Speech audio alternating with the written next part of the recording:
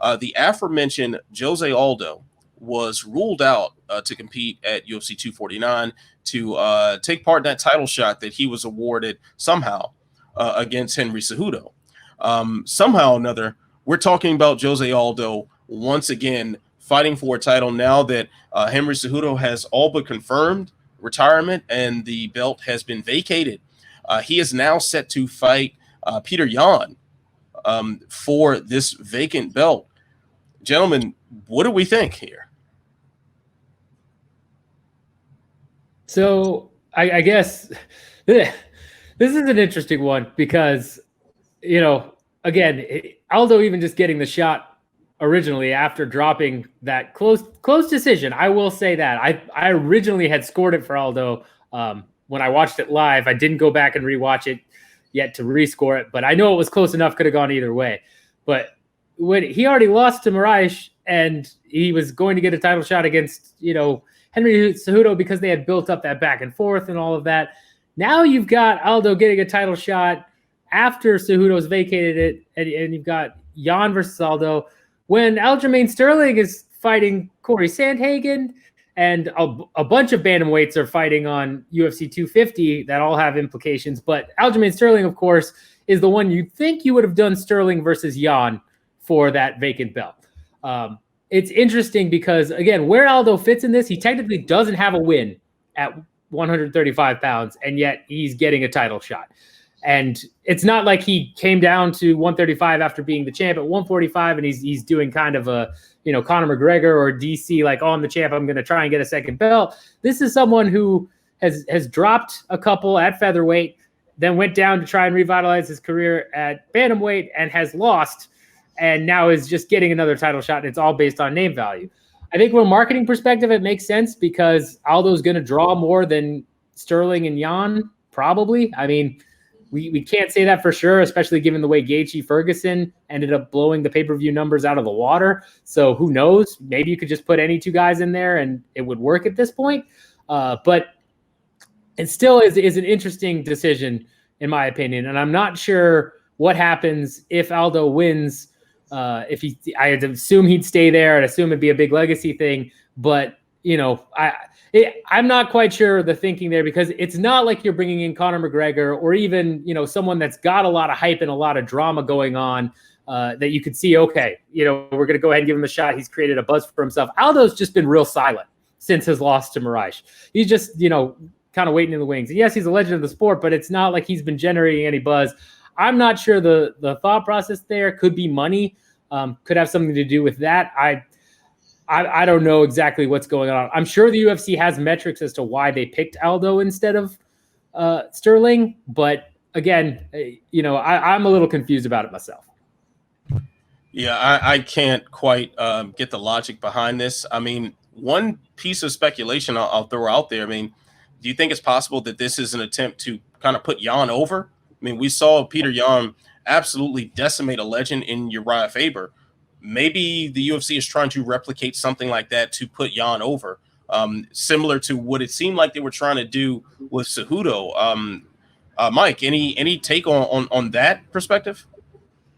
So I think if they're trying to put Yan over, they may have picked a very dangerous fight. I was one of the people among many who was very concerned for Jose Aldo dropping down a weight class. I wasn't sure whether or not his body would be able to hold up. We know that he had had struggles in the past making 145, so to go down to 135 raised a lot of concern. Now, Aldo looked great. He dropped down to bantamweight, and let's make no mistake about it.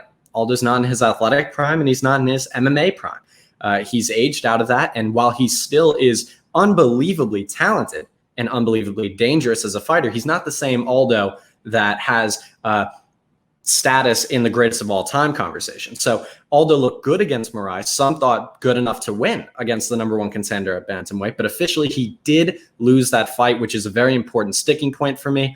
I don't see how you can get a title fight off a loss, and I was upset about Romero. Don't come at me with Romero. But I also don't think that this is the same situation because it's not the Aldo of old. If Aldo was the defending champion of 145, he cleaned house. He was able to knock out all the contenders, or not, literally knock out, but he was able to metaphorically knock out all the contenders, clean out the division, and then drop to bantamweight and fought Moraes. If he wins that fight, one win at bantamweight, I don't care. Give him the title. He doesn't even need to fight Moraes if he's the defending champion at 145. He can go down and get a title shot. We saw that with Dillashaw fighting Cejudo. That's fine. But for me, when you have Aldo, who's 2-4 in his last 6, I know last 6 isn't very fair. The reason why I did that instead of last 5 is because the losses to Holloway represented the last 2. He's got 3 losses and 2 wins in his last 5. Aldo, Volkanovski, and Moraes are his losses. Moicano and Stevens are his wins. That's not the resume of someone who dropping down a weight class and losing in their first fight officially, whether you believe he lost or not, to get a title shot. Now, we've brought up Aljamain Sterling. We've talked about Cory Sandhagen. Bantamweight for me is one of my favorite weight classes. I think there are so many guys who could be champion or at least have a good shot at becoming champion that it feels a little bit forced to have Aldo in that discussion. Now, with Cruz, I'll grant the UFC that exception because Aldo, who shouldn't have gotten the fight anyway, in my opinion, was out. You throw Cruz in last minute. He's a name. He's someone who's active and ready. He's in the US. But then again, so are Sandhagen, so are Sterling. So we don't know if there was any extenuating circumstances there. But for me personally, I think you have to give it to Moraes or you have to give it to the winner of Sterling Sandhagen, if not Sterling outright. They just have too many wins over top guys at bantamweight to be passed over for Aldo, in my opinion.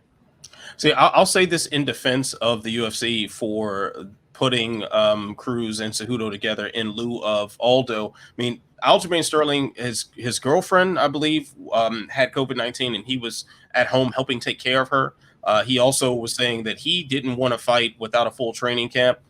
But then Petr Yan, obviously not American, and that would have been quite a struggle to get him to the country in order for that event to take place. So Cruz, by default, makes as much sense as anyone else that you can throw in there, especially given his name value. Just now, it just seems so strange to shoehorn him in a spot that he clearly has not earned. We were poo-pooing on this idea when it was originally announced that Cejudo would take on Aldo. So now that the whole star factor between Cejudo versus Aldo and whatever drama had built up between those two is now gone. It's like, what are we doing here? Why are we not rewarding the people who actually have been fighting and winning in order to hand out these title shots? So I will say this, Yan and Aldo sounds like a fantastic fight. It sounds like an incredible fight, just not the one that should be taking place right now. I definitely agree. It's an amazing fight, and it's a dangerous fight for both guys. If Aldo's able to win, that puts him squarely in the GOAT conversation. More so for people who don't appreciate the earlier years of Aldo, the pre-McGregor years, if you will, because now he'll have 2 belts. He's pulling a GSP, except going down in weight, and fighting Petr Yan, arguably the most dangerous guy at that weight currently. But if Yan wins, that's a win over Jose Aldo. I mean, that's an unbelievable win, and it cements him as the champion because he will receive the belt with the win. And then he can get to the task of defending against the number 1, number 2, and number 3 contenders. I personally would love to see Aldo versus Cruz. That's just a dream matchup that I've wanted to see for a long time, and now seems like the best time to make it with them both in the same weight class, both coming off of losses. Just makes a lot of sense. You can even throw that as a main event of a fight night or pay-per-view, and I'd be just fine with that. But hey, UFC is going to do what the UFC does. Aldo will be the next title challenger against Petr Yan for the vacant strap. So, yeah. Shout out to Drake Riggs for the Cruz Aldo super fight. That's one he's talked about for a while. So, Ant, you have some common ground with Drake Riggs. Yeah, Drake's the homie right there, so he knows what he's talking about. Nick Baldwin, actually, a big supporter of that fight as well. So, Nick also the homie. Yeah. Nick, my fellow teenage superstar.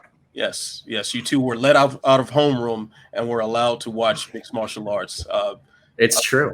I'm glad to see you two growing up.